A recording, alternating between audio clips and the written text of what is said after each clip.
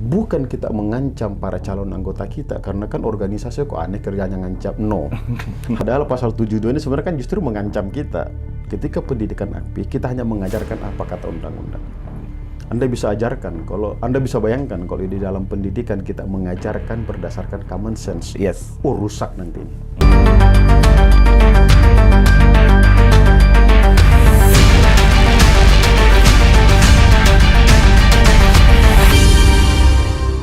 Hai teman-teman, kembali lagi ke channel YouTube The Brick Talk. Setelah sekian lama YouTube kita off dulu kemarin. Nah, hari ini kita mulai lagi. Kebetulan hari ini bintang tamu kita adalah sangat spesial, yaitu Bang Imran Nating, Ketua Umum Asosiasi Kurator dan Pengurus Indonesia. Bang, apa kabar Bang? Alhamdulillah, baik Mas Ari, baik. Bang, gue terima kasih. Pertama, kita terima kasih banget udah mau jadi bintang tamu narasumber kita di hari ini. Kebetulan kan Asosiasi Kurator dan Pengurus Indonesia kan ulang tahun Perak ya Bang, Betul. yang ke-25. Benar. Bang, bisa ini nggak sejarah AKPI lah dari awal sampai sekarang lah ya. Abang kan selalu terlibat nih, ini termasuk orang AKPI paling lama juga ya. Iya, insya Allah tanggal 5 Agustus kemarin sih. Yes. Secara tanggal adalah ulang tahun AKPI yang ke-25, tapi insya Allah baru kita akan rayakan nanti di tanggal 28 Agustus, sekaligus dengan rapat anggota tahunan kita. AKPI ini adalah organisasi kurator dan pengurus yang pertama dibentuk di Republik ini, yang seusia dengan Undang-Undang Kepalitan kita. Jadi Perpus 198 yang kemudian menjadi Undang-Undang Nomor 498 tentang Kepalitan dan PKPU hampir seumur dengan asosiasi kita. Asosiasi kita didirikan 5 Agustus tahun 98 oleh beberapa pendiri yang saat ini hidup. Masih ada beberapa, yang paling muda mungkin yang kita kenal semua dekat dengan kita adalah Pak William Daniel, kalau yang senior-senior. Paling senior ya Pak? Ada Pak Fred Tumbuhan, ada Ibu Kartini Mulyadi. Dari akuntan ada Yusuf Wibisana, ada Yanusada, ada beberapa ya yang masih hidup juga. Banyakan akuntan malah saat itu. Kalau kita lihat dari porsi lawyer dengan akuntan, banyakan akuntan yang menjadi pendiri AKPI, karena memang anggota kita adalah advokat dan akuntan ya. Yes. Jadi berarti sejarahnya itu sebenarnya akuntan yang lebih mayoritas ya Bang ya? Ya di pendirinya. Pendiri ya, pendiri ya. Ada Amir Abadi Yusuf juga. Perkembangan ke sini justru lawyer yang lebih banyak kan? Karena ternyata menurut teman-teman akuntan dan menjalani profesi kurator, nampaknya kondisi kepalitan di Indonesia masih cocok ditangani oleh lawyer. Karena masih hutan belantara. Lebih banyak bermain di aturan-aturan ya. Yes, dan tidak kooperatifnya debitur, dan ini yang suka menjadi masalah bagi teman-teman akuntan, sehingga sepertinya memang kepalitan di Indonesia pendekatannya masih pendekatan lawyer. Lawyer ya. Justru kan kalau nggak salah di Amerika itu akuntan yang paling banyak ya. Iya, di beberapa negara. Ya, beberapa negara lah ya. Yes, akuntan. Tapi itulah tadi kondisi di Indonesia memang penyelesaian kepalitan itu masih lawyer style lah gitu. Oke Bang. Bang, ini kan udah 25 tahun ya Perak ya. Menurut gua juga itu sebenarnya salah satu organisasi yang bisa bertahan ya selama 25 tahun itu nggak mudah juga Bang. Betul. Nah, harapan Abang setelah 25 tahun ini apa yang dari profesi? Abang kan ketua umum dari tahun 2022 sampai 2025 Insya Allah 25 nanti. Iya. Itu harapan Abang apa ini yang kan dulu visi Abang saya ingat saya modern, dinamis dan profesional ya. Betul. Ya, harapan kita demikian. Harapan kita adalah organisasi ini, karena kalau kita lihat, kalau Mas Hari dan tim mengikuti pendidikan terakhir kita, untuk 150 peserta yang akan kita didik kemarin itu hanya butuh waktu 1 menit 57 detik. Betul. Jadi langsung terpenuhi kuota gitu. Jadi teman-teman, AKPI adalah salah satu organisasi yang paling diminati. Jadi pendaftarannya adalah pendaftaran online ya Bang online. Ya? Begitu dibuka 1 menit pun udah habis ya. Hitungan menit udah habis. Habis, padahal biaya kurang lebih 50 juta yang harus teman-teman bayarkan. Nah, apa poinnya? Dikaitkan dengan ulang tahunnya AKPI, berarti organisasi kita itu mendapat respect yang luar biasa dari kepercayaan yang luar biasa dari para kalangan lawyer, dari para kalangan akuntan, sehingga mereka mau mendaftarkan dengan segera ke AKPI. Dan itu tidak sekedar bahwa integritas yang kita jaga, profesionalisme yang kita jaga, tapi memang organisasi kita yang terus kita akan dorong menjadi organisasi yang benar-benar modern dan dinamis, sehingga kedepannya harapan kita adalah siapapun terpilih nanti menjadi pengurus, dia akan tidak susah lagi membangun sistem, karena ini pelan-pelan kita hampir 1 tahun, sistem mulai kita benahi pelan-pelan, sehingga pasca kami nanti 2025, siapapun yang akan menjadi ketua, insya Allah mereka akan mendapatkan organisasi yang sudah running well, yang kesekretariatan sudah fully support, karena kita terus akan mengembangkan kapasitas tim-tim di sekretariat, demi untuk melayani para anggota. Pendidikan kemarin pun kita sudah paperless.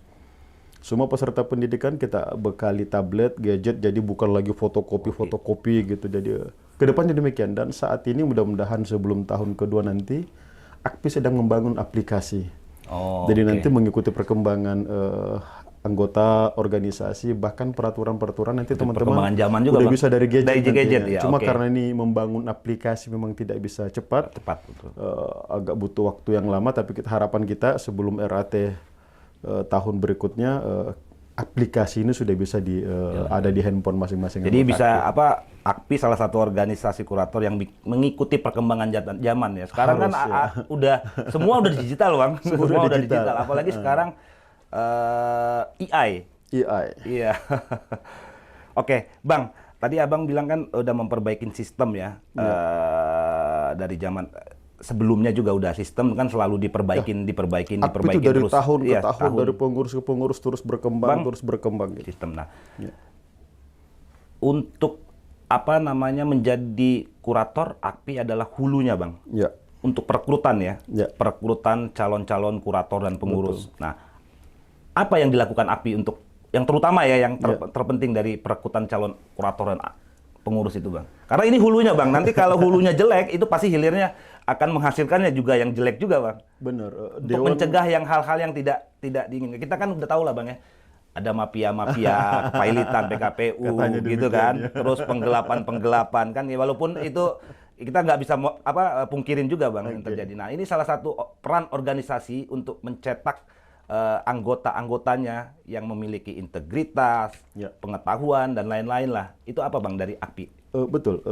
Kenapa makanya pendidikan kemarin itu benar-benar karena setiap kita anggota AKPI itu berangkatnya memahami profesi ini adalah apa yang didapat dalam pendidikan. Betul.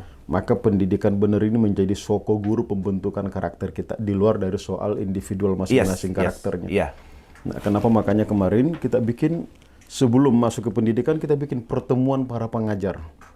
Jadi para pengajar dalam satu forum dipimpin oleh Dewan Sertifikasi AKPI, Pak Haji Wijaya dan tim, bertemu dengan cara pengajar. Konsepnya kita harus sama, ideologinya kita harus sama. AKPI itu harus punya ideologi terhadap kalau ini seperti apa, ini separatis apa enggak, konkuren apa enggak. Ideologi itu tidak boleh berbeda pandangan. AKPI tidak boleh berbeda pandangan. AKPI harus satu ideologi terhadap satu isu.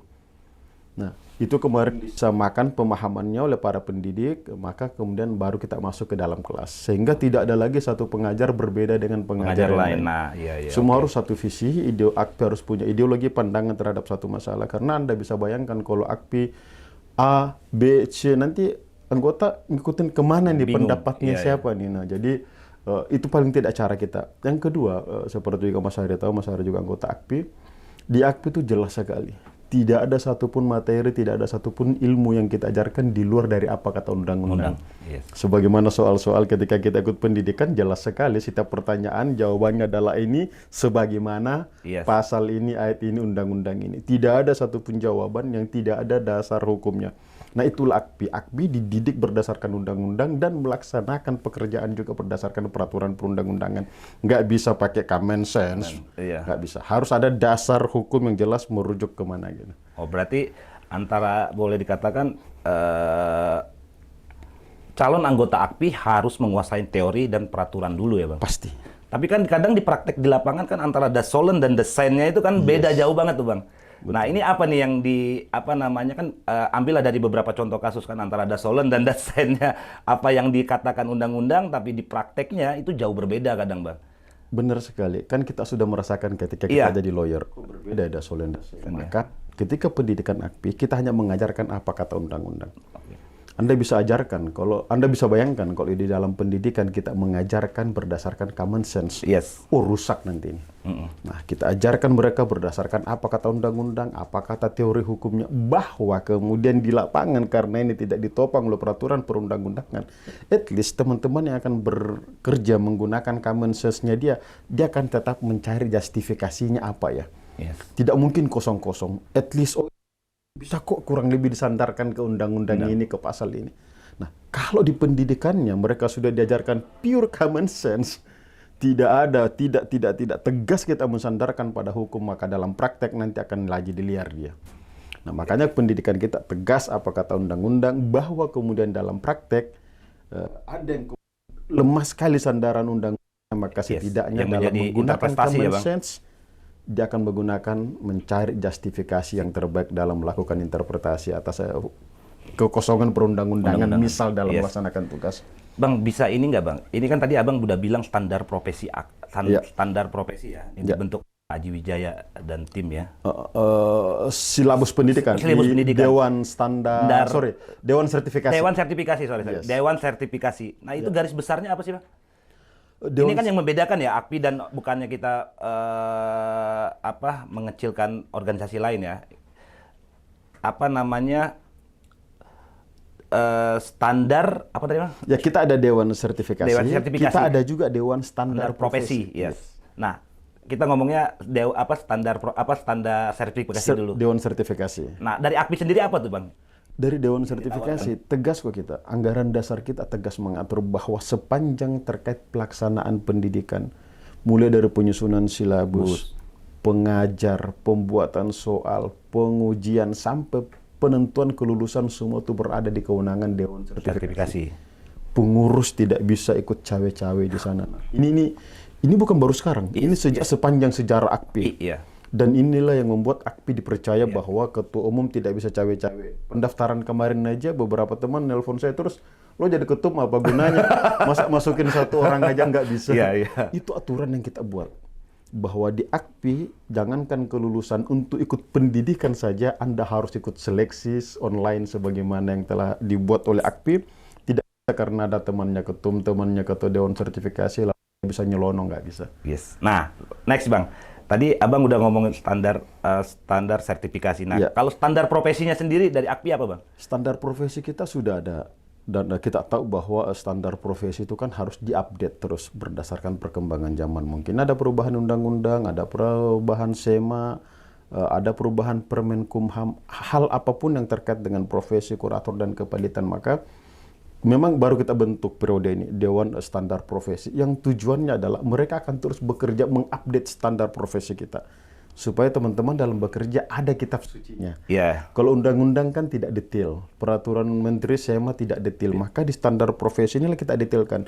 Oh, kalau saya mau melakukan ini, apa cara-caranya? Saya menemukan kondisi ini, bagaimana cara penyelesaiannya? Nah, itulah alasan kenapa kepengurusan periode ini kita membentuk Dewan Standar Profesi. Hari Senin besok, tanggal 21, akan ada pertemuan Dewan Standar Profesi dengan perwakilan kurang lebih 50. Ketua itunya Pak Ismak ya Bang? Pak Ismak, betul. Ketuanya Pak Ismak. Nah, hari Senin besok ada agenda Dewan Standar Profesi membuat pertemuan dengan kurang lebih FGD dulu, dengan 50 orang anggota AKPI. Kita akan pilih dari beberapa klaster 50 orang ini untuk memulai diskusi awal. Karena target kita sebelum RAT tahun 2024 kalau bisa sudah ada pembaharuan atas standar profesi kita. Sehingga teman-teman dalam bekerja jelas rujukannya, tidak menyimpangi standar profesi kita. Nanti standar profesi berarti berpengaruh dengan kode etik juga ya Bang? Pasti berpengaruh. Pasti. AKPI juga buat sejarah juga nih baru kemarin. Kita nggak usah bahas itunya ya. Permasalahan itunya Bang ya. Kita memecat salah satu anggota ya. Nah, ini apa nih tugas dan peranan AKPI selaku organisasi untuk mencegah hal-hal tersebut di depannya Bang? Oh iya, pertama sekali, Dewan Kehormatan kita di AKPI itu sangat tegas. Ini berbeda ya, pemilihannya juga berbeda. Keanggotaan Dewan Kehormatan itu dipilih tersendiri di dalam rapat anggota tahunan, sama sebagaimana kami dipilih di dalam forum rapat anggota tahunan juga. Karena ada beberapa organisasi yang milih Dewan Kehormatan itu adalah ketua umum. Tunjuk ya. Ini yang membedakan AKPI dan yang lainnya. Anggota yang langsung milih, dan seperti Mas Hari sampaikan tadi benar, ada yang dipecat kemarin, ada yang ditegur, ada yang diberikan sanksi. Jadi penegakan aturan di AKPI itu sangat sangat ketat. Setiap laporan yang masuk pasti kita teruskan ke Dewan Kehormatan. Nanti Dewan Kehormatan yang beriksa ini layak diperiksa apa tidak, memenuhi syarat apa tidak. Ada juga beberapa yang kemudian ditolak oleh DK karena memang tidak memenuhi syarat. Nah, kita sebagai pengurus di dalam pendidikan kemarin kita bikin satu sesi memang khusus dari sesi Dewan Kehormatan. Ada satu sesi lagi khusus dari standar profesi supaya sedari awal di para calon-calon kurator sudah tahu ada loh Dewan Kehormatan yang akan memeriksa kalian kalau kalian melanggar anggaran dasar, kalian melanggar kode etik, kalian melanggar standar profesi kita, kalian akan diperiksa oleh Dewan Kehormatan. Bukan kita mengancam para calon anggota kita, karena kan organisasi kok aneh kerjanya ngancam. No. Hanya untuk memastikan bahwa anggota kita bekerja comply dengan peraturan perundang-undangan, comply dengan kode etik dan standar profesi kita. Karena kalau itu tidak ada, teman-teman kan tahu kekuasaan luar biasa yang dipegang oleh kurator. Oh, bisa barbar di lapangan. Iya. Karena ini juga kadang-kadang Bang, gue yakin juga banyak kurator dan pengurus yang nggak baca kode etik Bang. Ya. Itu yang jadi masalah juga kadang, yang nggak paham kode etik. Yes. Ya. Makanya dari awal kita sudah ingatkan di materi pendidikan, dari Dewan Kehormatan menyampaikan materi, dari standar profesi menyampaikan materi. Jadi sedari awal sudah kita ingat kepada seluruh calon anggota AKPI. Yes. Oke. Next Bang.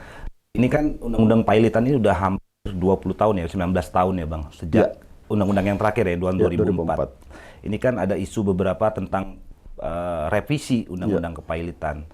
Nah, revisi yang satu itu yang sangat berhubungan dengan profesi kurator adalah tugas dan tanggung jawab kurator. Tanggung jawab kurator itu kan banyak kurator kadang-kadang dikriminalisasi nih di dalam dalam menjalankan tugasnya ya.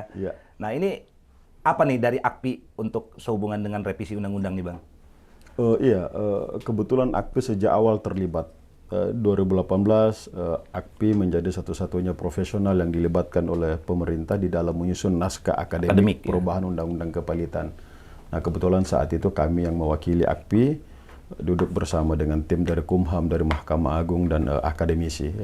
Sayangnya memang karena kita satu-satunya praktisi saat itu yang dilibatkan. Tetapi alhamdulillah bisa selesai di 2018 dengan kurang lebih ada 16 poin catatan kita. Jadi naskah akademiknya sebenarnya udah jadi ya? Sejak 2018 ya Pak? Akhir 2018 sudah selesai, sudah kita serahkan ke Kementerian Hukum dan HAM. Dan kenapa makanya saat ini terkait perubahan undang-undang di Kementerian Hukum dan HAM sedang dalam penyusunan RUU.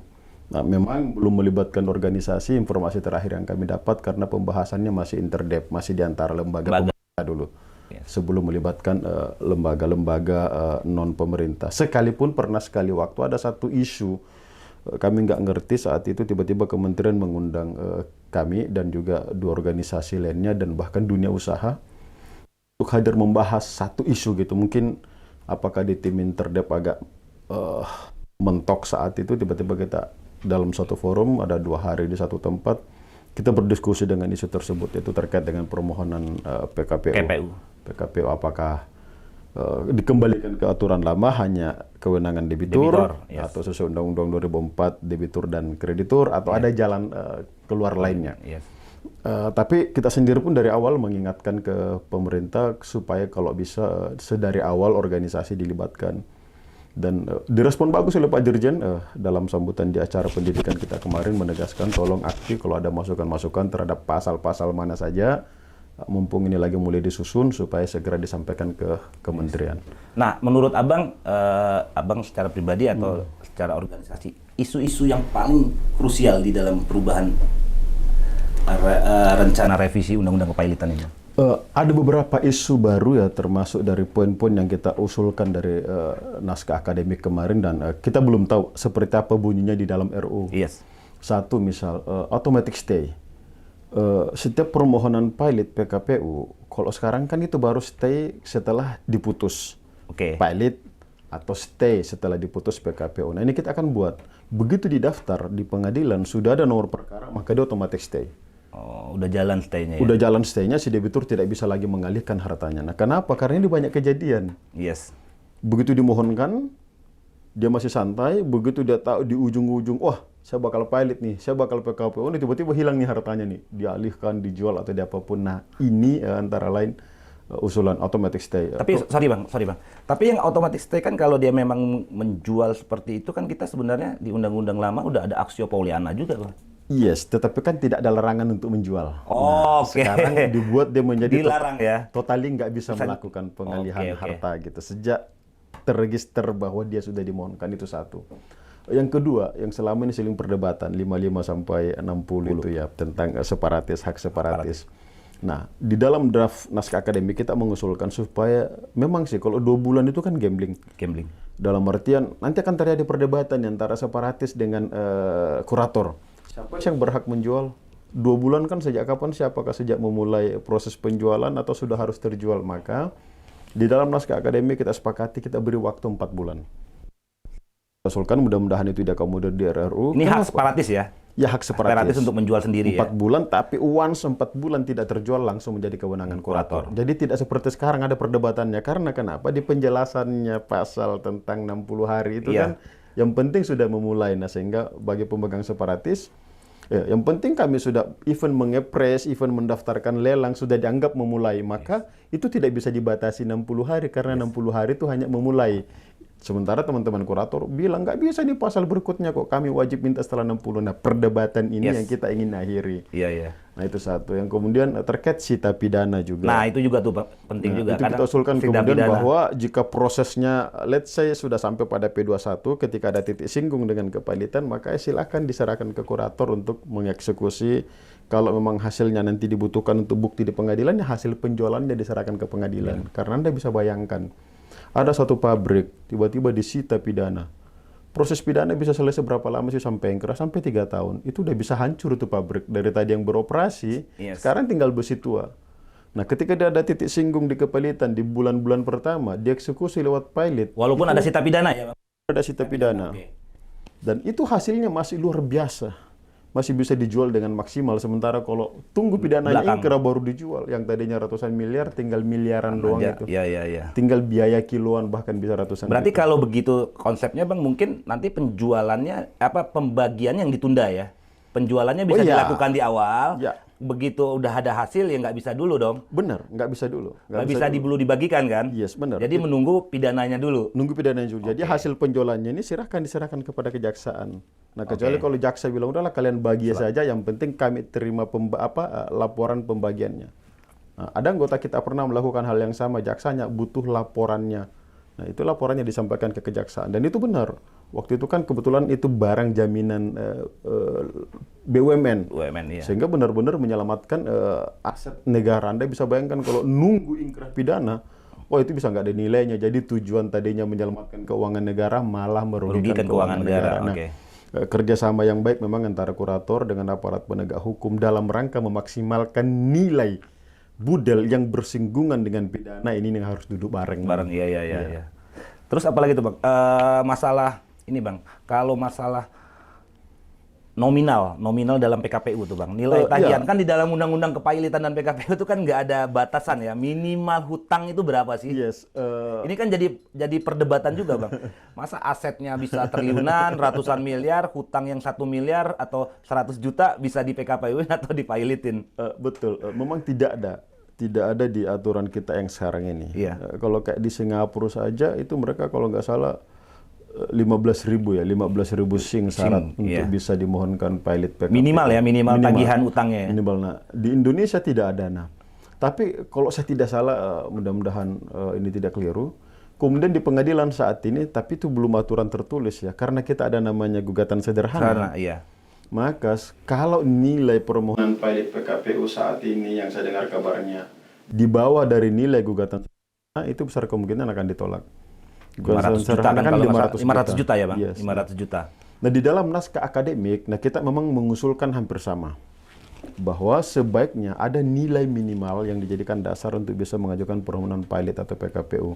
Nilainya kita tidak sebutkan, tapi kita merefer ke ketentuan yang diatur oleh Mahkamah Agung terkait dengan gugatan sederhana. Jadi kalau gugatan sederhana 500 juta, maka permohonan pilot harus diajukan dengan nilai utang jatuh tempo harus di atas 500 juta. Di bawah minimal, dari itu tidak boleh. Nah, itu yang kita usulkan di naskah akademik. Terus next Bang, yang masalah PKPU itu kan jangka waktunya 270 hari ya Bang. Yes. Selama proses PKPU, debitor tidak memiliki kewajiban untuk melakukan pembayaran hutang. Ya. Nah ini kalau kita bicara debitor, dia ada kepastian untuk melakukan restrukturisasi utangnya. Tapi kan kalau dari sisi kreditor Bang, dengan dia menunggu sampai 270 hari itu, anggaplah satu kreditor itu dia hanya mengandalkan tagihan dari debitor yang dalam proses PKPU itu cukup lama Bang, udah keburu mati. Apa bahasa istilahnya kan bisa keburu mati duluan usahanya Bang. Benar, nah ini kalau jangka waktu ada isu perubahan nggak Bang? 270 hari itu menurut saya juga terlalu lama juga tuh Bang. Untuk kepastian kreditor ya, kalau debitor sih oke-oke aja Bang, karena itu proses restrukturisasi dia. Terkait jangka waktu itu kita tidak ada perubahan karena kan sebenarnya Mas Hari juga tahu 270 hari itu kan tidak plek. Yes. Ada 45 hari dulu, lalu sepanjang praktek yang saya pahami tidak pernah ada satu kali pun perpanjangan langsung masuk ke 270. 100. Iya. Paling besar yang pernah saya temui adalah 90 hari. Biasanya kan 30 hari, 30, 60 45, hari, 45 60 hari. ya. Saya pernah satu kali menemui 90 hari karena memang saat itu alasannya sangat jelas bahwa ditunda 60 hari pun percuma karena ada satu agenda yang membuat proposal perdamaian akan ditawarkan oleh debitur itu maksimal atau tidak maksimal bergantung hasil dari satu event ini. Nah, event ini baru akan kejadian di hari ke-80 sekian. Maka beralasan saat itu majelis hakim memberikan perpanjangan sampai ke 90 hari. Jadi mestinya sih 270 hari itu tidak isu karena hakim akan memberikan bertahap gitu, tidak langsung 270 hari. Apakah itu fair? So far sih pengamatan saya itu cukup fair karena once kreditur melihat bahwa loh kok malah digunakan 270 hari ini secara itikat buruk oleh si debitur. Karena kenapa? Di dalam proses PKPU setiap saat kreditur boleh call untuk dihentikan proses PKPU supaya langsung pilot. Kalau si kreditur bisa membuktikan bahwa ternyata justru PKPU ini digunakan dengan itikat buruk oleh si debitur. Yang kedua, dari beberapa sisi dilihat oleh kreditur, satu atau beberapa kreditur, udah nggak mungkin lagi deh cara apapun, nggak mungkin lagi dia bisa survive kok. Maka tidak perlu menunggu waktu perpanjangan entah itu 90 hari atau 60 hari, di hari ke-30 pun kreditur bisa melapor ke pengadilan. Udah nggak mungkin lagi kok.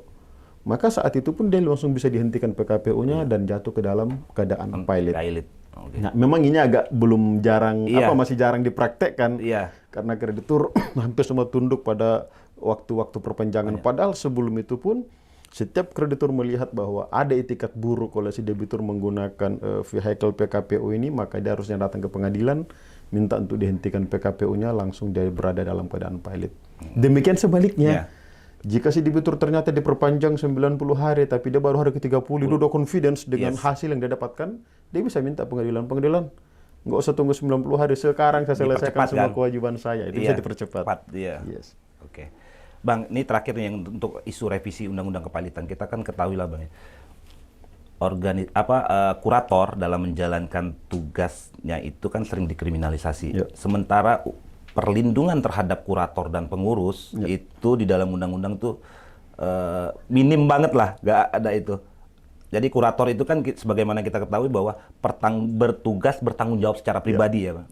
Nah kalau di dalam revisi ada nggak perlindungan terhadap kurator dan pengurus ini dalam menjalankan profesinya? Kalau lawyer kan dalam menjalankan tugas lawyer itu tidak bisa diidentikan dengan klien. Nah, kalau di dalam profesi kurator dan pengurus ini bagaimana nih, Bang? Ya, itu juga ada keinginan ke sana. Jadi once nanti organisasi diundang oleh pemerintah dalam proses pembahasan RUU, poin ini akan kita sampaikan.